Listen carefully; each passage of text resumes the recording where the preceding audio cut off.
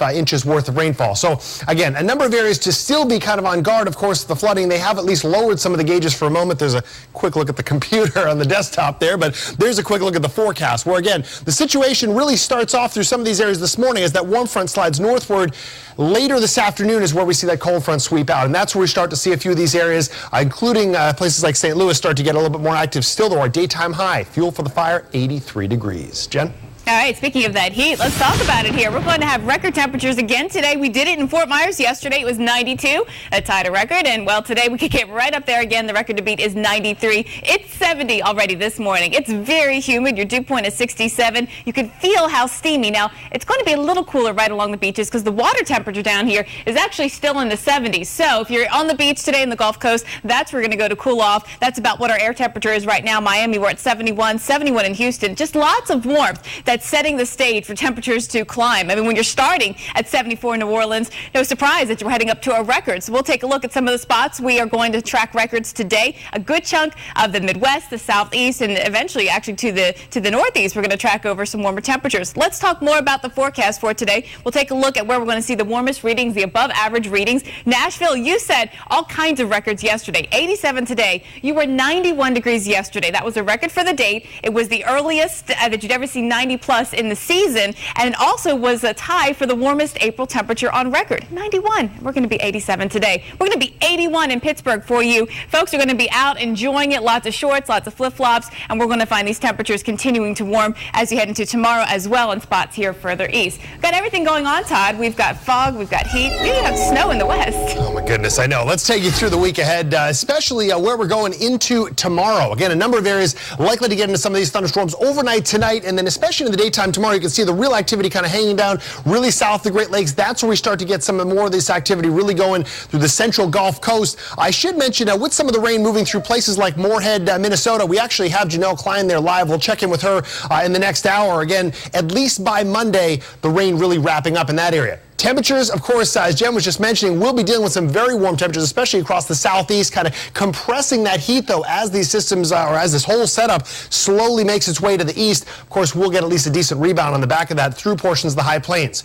Tuesday is the day where we really start to get some of the activity in through southeastern New England, Boston, back through New York City. Now, some of that may come late Monday night, but then again, really into the daytime Tuesday, scattered showers and thunderstorms through especially the eastern edge of the Carolinas. At that point, clearing up, at least along much of the Mississippi Valley. And again, still maybe a chance for at least a few showers through the northern portions of Minnesota. Quick look into your Wednesday again to see our next system at least emerging from the mountains. That's where most of the rain is. Few showers through the eastern coastal areas of New England. Jen? Well, you can count on the Weather Channel for continuing coverage of the severe weather outbreak. Thunderstorms fired up across the plains in the southeast yesterday, but another widespread threat is on the way. Details ahead on Weekend View. And don't forget, you can sign up for our breaking news alerts from the Weather Channel. Just text TVC Breaking to 44636.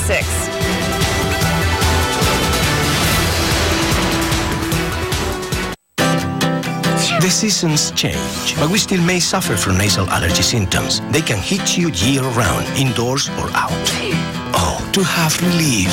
Prescription Nasonex is clinically proven to help relieve nasal allergy symptoms, including congestion, runny and itchy nose, and sneezing.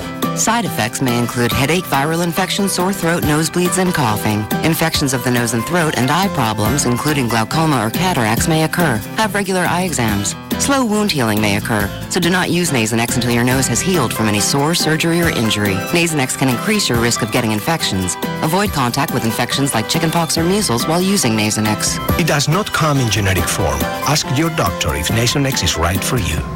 Marker, what brought you to this point? To this point as in this moment? No, I'm sorry. Joining eHarmony? Yes. What was so great about eHarmony is you're not just searching through pictures. They hone in on those key personality traits. Here are some gentlemen that meet your core values. Take a look at them. Everything that I had ever wanted was there. When I found Adam, it was just boom. Review your matches free at eHarmony.com. Sit down. It's okay. You've got Preparation H, with the only cream that gives you maximum strength pain relief and relieves swelling, burning, and itching. Preparation H, doctor recommended by name. This is the story of old Detroit meeting new Detroit. The story of power, and efficiency, living together as brothers under the same roof. It's a classic tale of a best-in-class V6 engine with a modern 29 miles per gallon twist. This is the Motor City, and this is what we do. On the next From the Edge, capturing any hidden gem comes with a steep price. Heads up here, big ice. From the Edge, Thursday night at 8 on the Weather Channel. Stay tuned for your Local on the 8s, brought to you by Liquifeed. Makes feeding as easy as watering. Presenting Miracle-Gro Liquifeed, the only garden feeder that works with ready-to-use liquid Miracle-Gro. It's a revolutionary way to grow a great garden. Liquifeed makes feeding as easy as watering. No measuring, mixing, or guessing. Just attach, insert, and feed. Plants get the perfect balance of water and nutrients to grow twice as big. Liquifeed from Miracle-Gro, and prevent weeds up to 3 months with Miracle-Gro Garden Weed Preventer. From the Edge with Peter Lick is coming to your iPad. From the Edge app or iPad. Get it today. Now, your local on the 8s.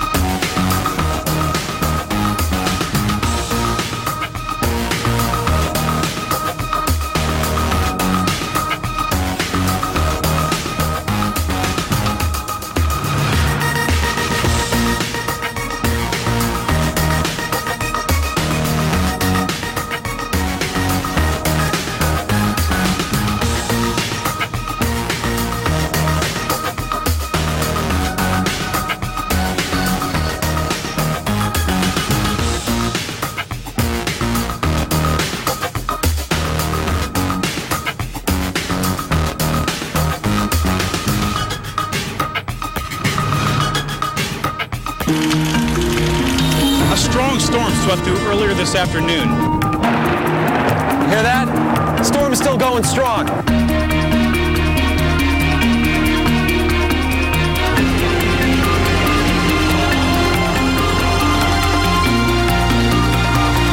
This night's not a night for travel.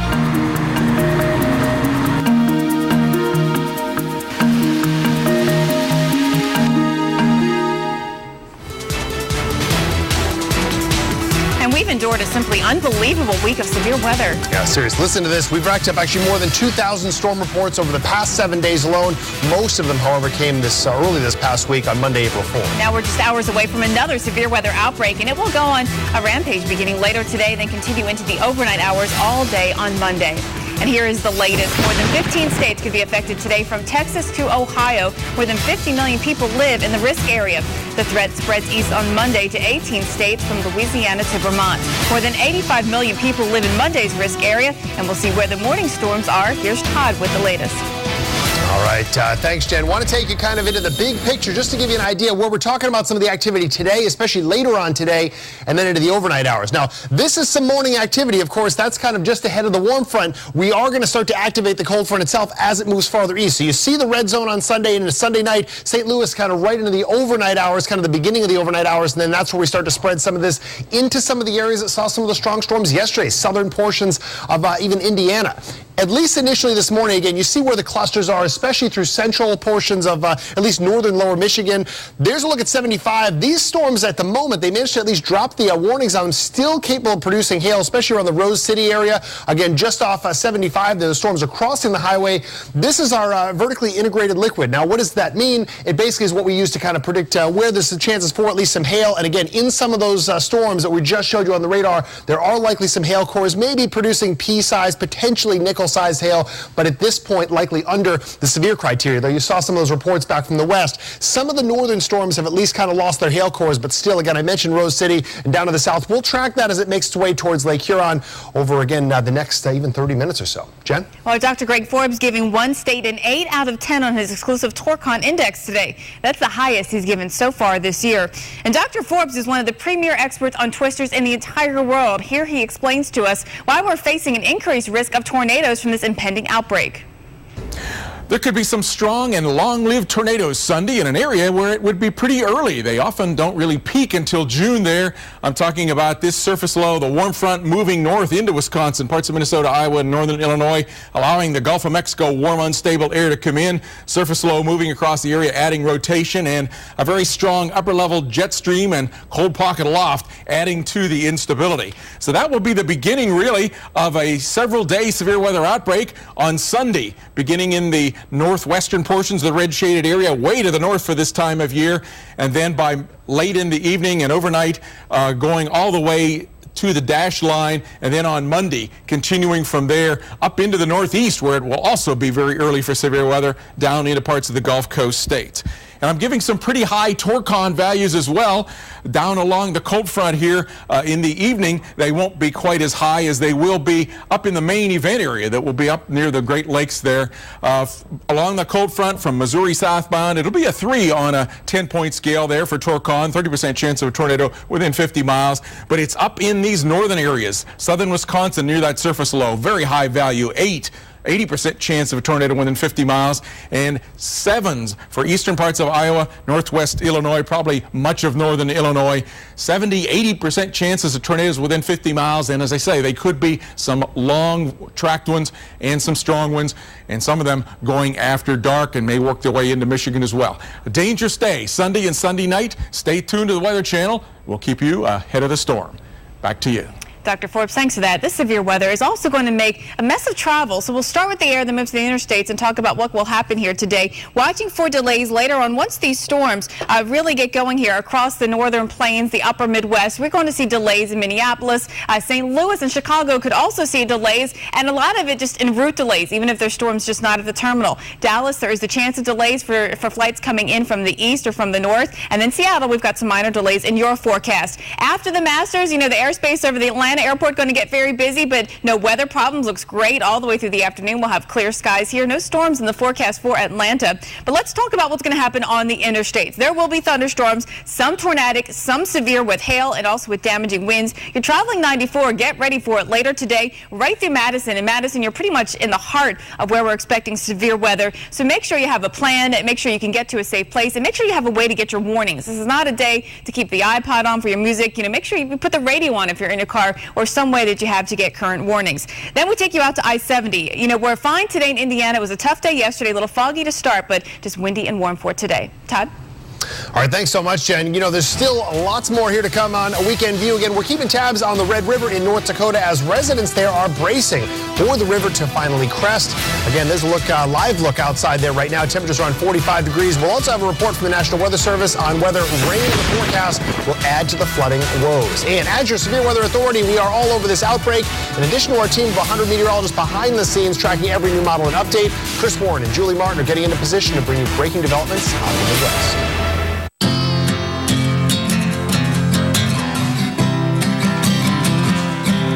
We believe doing the right thing never goes unnoticed. Liberty Mutual Insurance. Responsibility. What's your policy? So he says, My scalp itches. Should I scratch it? He's so cute. Scratching would just turn him off. Maybe I'll... Oops. That's better. There's a better way to relieve an itchy scalp. New Head & Shoulders Itchy Scalp Care Shampoo and Conditioner with eucalyptus. Its formula immediately soothes and delivers long-lasting protection between washes, leaving hair manageable.